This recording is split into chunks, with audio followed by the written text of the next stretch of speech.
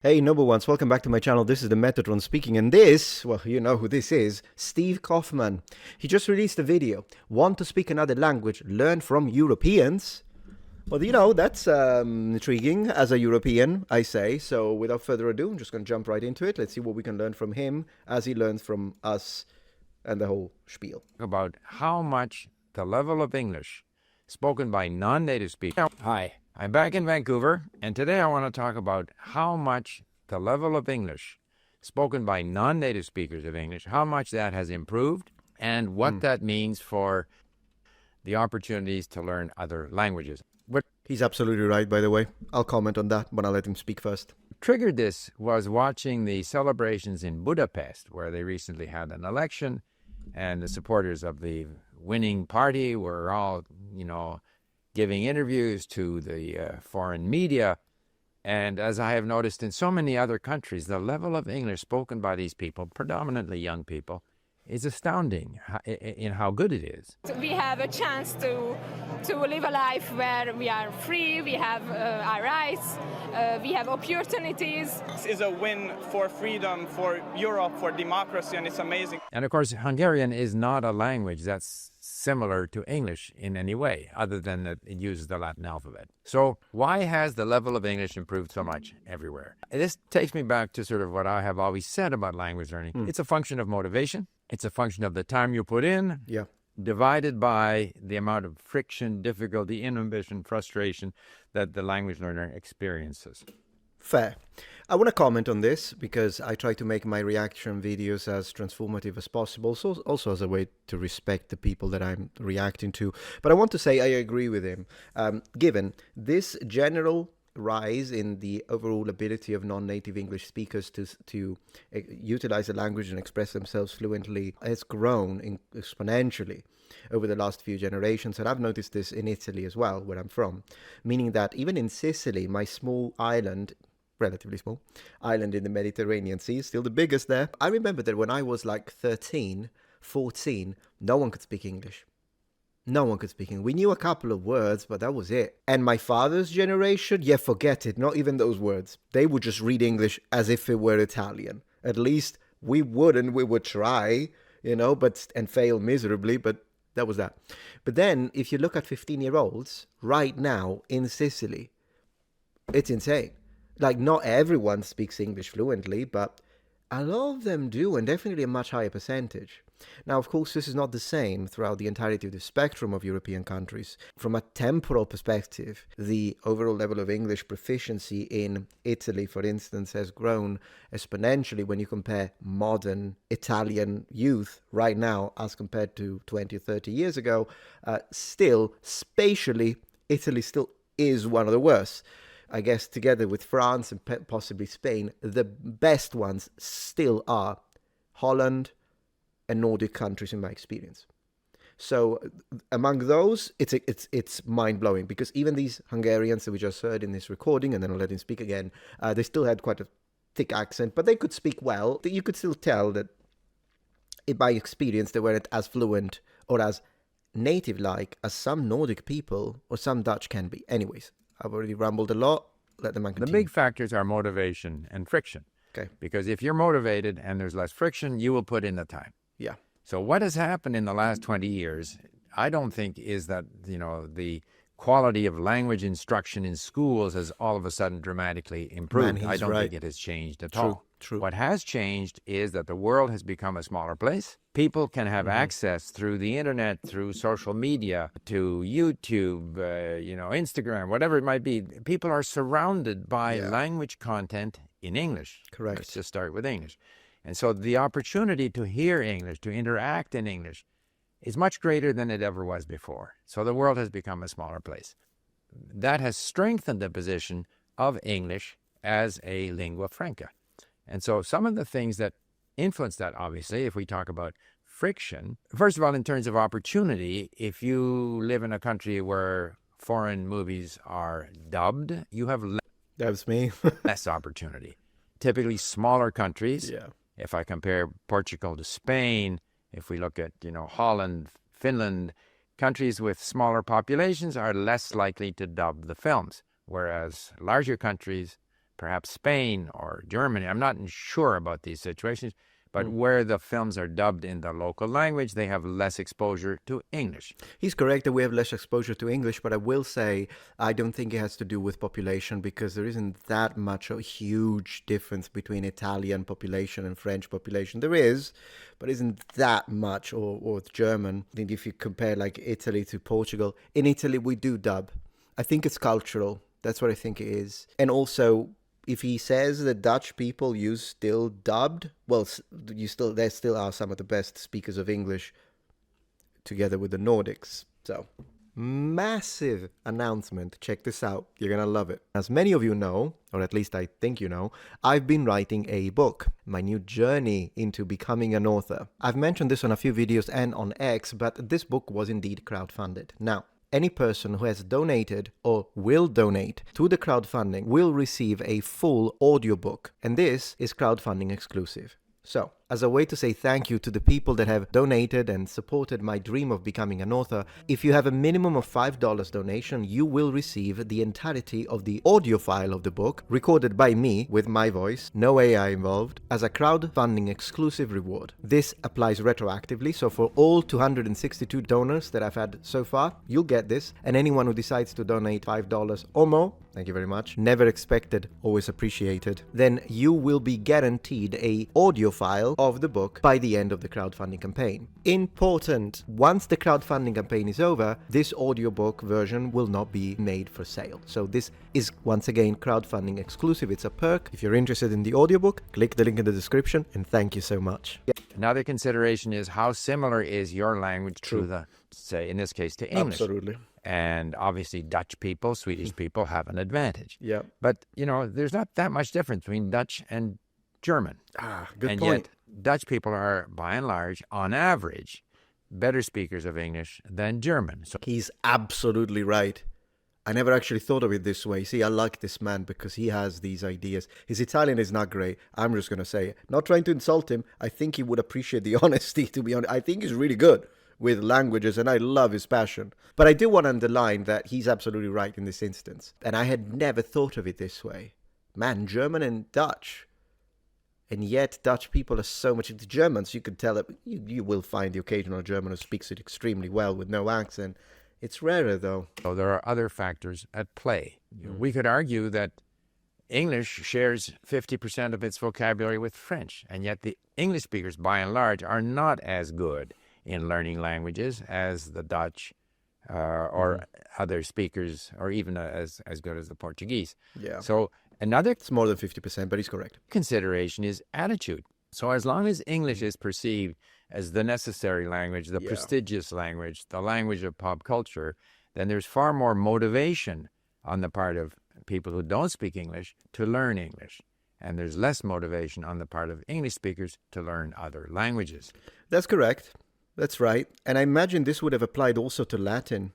Like ancient Romans would have had less reasons to learn the language of the Germans or the languages of the Celts, excluding some specific instances, than the other way around. So size of the country, dubbed or not dubbed, similarity of the language, all of these things can contribute. But by and large, it's a function of how motivated are you. And if language content in other languages were more readily available, that would reduce the friction, the resistance, and particularly too. And they kind of go hand in hand. As people are more motivated, they overcome the resistance. And if we look at lingua franca in the world historically, there have been periods of time in history where certain languages have been the lingua franca over hundreds and hundreds of years. I think of Aramaic in the Middle East, the Persian Empire, which was a lingua franca for, 600, 700, 800 years. We think of Greek in that part of the world for a long period of time. We think of Latin, which was an important lingua franca.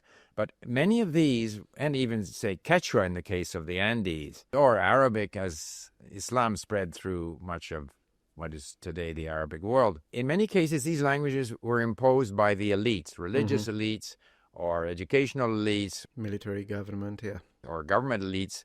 What's happening today is different. What's happening today is a groundswell of interest and an ability to access language content, or other kinds of functionality on the internet that may. I agree with him. I do want to add, though, in the ancient period being my area of focus, while it is true what he's saying, yes, there is a military component and there is a little bit of an oppression component. So you are the dominant group and you go and take another area and you impose your language. Sure, but there is also the magnetism of power, particularly in combination with economic power, opportunities. So even people who weren't subjugated by the Romans in ancient period, for instance, would have still had an incentive to learn Latin because of how much power Rome had over an extended territory. So if you wanted to go and trade with the Romans with a specific territory or area, it makes sense that you learn Latin if that's the language that they use. The reason why they use it is, yes, because they've been conquered, 100%. But sometimes the appeal is not just, well, they forced it on us. No, sometimes people chose it simply because that was the dominant power. And of course, you can have military power, you can have economic power, which usually draws through opportunities for enriching yourself and expanding your business operations. But there is also cultural power.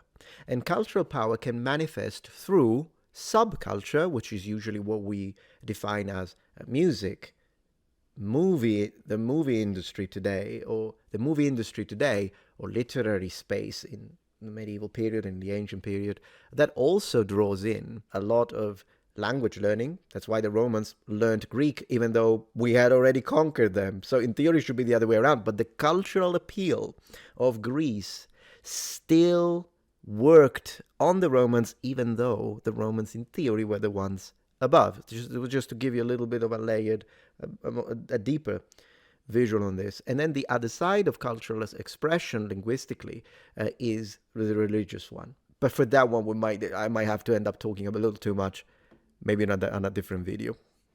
Makes language learning easier, therefore less resistance. So what does all of this mean for the future? Now, over the last 20 or 30 years, English has become more and more dominant. Yes. There's no question that even in countries like Italy, or, which we traditionally don't think of as centers of language learning, the standards, the level. Why don't you think of a center of language learning, though? We were the first ones to open a Chinese learning study center in Europe. So, I mean, I don't know why you wouldn't think that. Personally, I'll be charitable. I think what he means is that there aren't that many Italians who speak English fluently, and that's why he thinks that. But then again, almost all Italians study, a massive chunk of the Italian population in high school studies ancient Greek and Latin due to the strong connection to our cultures. But again, I want to steel man his argument. I don't think he means in general, because if he did, then he'd be wrong. Maybe he means specifically in this scenario of modern language acquisition, and even more so English. The level of English has improved dramatically. But what's going to happen going forward? So I think some of the same factors, like motivation, like the ease of accessing content, because the world has become a smaller place. Other, systems on the internet that help people learn characters, for example, in the case of Chinese. All of these factors, which have increased the motivation, triggering, say, curiosity on the part of people in the world to learn other languages other than English. Increasing availability, for example, of, anime for Japanese or K-pop. And I think it's not impossible that there will be some kind of Chinese equivalent that all of a sudden becomes a source of fascination for young people in the world. For young people. Would it be some kind of drama, maybe? Either that. Personally, I've always been fascinated by historic dramas in China, the ones set in whichever dynasty, whether it be the Ming dynasty or the Qing dynasty, or even earlier than that. Those I've always loved. Am I still counted as young? I don't know. You tell me in the comments. Careful what you say. I'm going to delete it. So it is not impossible that there will be increasing motivation, perhaps more dispersed motivation to learn other languages, and it'll be easier to access content in these languages. So I think some of these factors can also help to spread other languages. A big part of language learning is a mindset. So if you live in Europe It's simply considered normal to Yes, speak English. that's correct. It's just normal. It's nothing exceptional. True. You speak English. Okay, big deal. Everyone speaks English. It's not impossible. True, but when you're particularly fluent, then you stand out. If you just speak it normal, then yeah, I don't think people would be like, oh, wow, he speaks English. No, but if you're particularly good, if you're exceptional, I think people do kind of notice it. But he's correct. I'm just adding, and not necessarily. Speak 3 languages. In my mind, that the norm. we could move to a situation where it's Yes. normal to speak 3 languages. He's right. If it becomes that much easier to learn more languages, easier to access content in these languages, it'll just be considered a normal thing to do. A lot of us in Italy spawn with 2 if you consider one of the regional languages or the regional varieties that often are referred to as I dialetti or the dialects. I prefer regional languages. Then we spawn with 2. Like in my case, I speak Sicilian and Italian. I know some people are like, Italian, Sicilian doesn't count because it's a dialect of Italian. And you're wrong, because Sicilian doesn't come from Italian. Sicilian comes from Latin. So Sicilian it's not a daughter-mother relationship when it comes to Sicilian and Italian. It's a sister-sister relationship, with one of the 2 being the big sister. That's a good way to see it. There have been places in the world where historically people speak 3, 4 True. languages. True. I think of Singapore today, or I think of apparently Ethiopia, although I have no experience there. I'm not sure about 4, but cool. But some things which say if you live in the North American continent, it's considered exceptional to speak another language. I think there are societies and times in history where it was considered normal to speak different languages, perhaps only amongst an elite. But I think what I'm discovering now is that a lot of the things that the elites did or imposed are now becoming commonplace because of a groundswell of interest and enthusiasm amongst ordinary people. Cool. So while it is true that English seems to be more and more sort of established as the lingua franca, the language that everybody wants to learn, and I think that trend will continue and will strengthen, not only amongst young people, but apparently, according to statistics, even middle-aged people are trying to learn English now because there are more and more, opportunities to learn and to use. I really just hope, I'm agreeing with him. I think fantastic video. It was nice to watch. I just hope AI is not going to take that away. I'm just going to say it. I just hope that AI and advanced language models don't make it so that it's going to become useless because either, I don't know, Neuralink, just add a chip, or everybody will just speak on the phone and communicate that way. Maybe we're not there, but then again, who can really predict where technology is going to go? Let me know what you think in the comments, and thank you for watching. And of course, go subscribe and check out his channel. And thank you for watching. If you're enjoying this video so far, please take a moment to check out my Patreon page. With as little as a $5 support, you can help us ensure that we can continue to produce high quality and high researched content. And at the same time, you get access to polls, extra videos, unlisted streams, and much more. Thank you so much.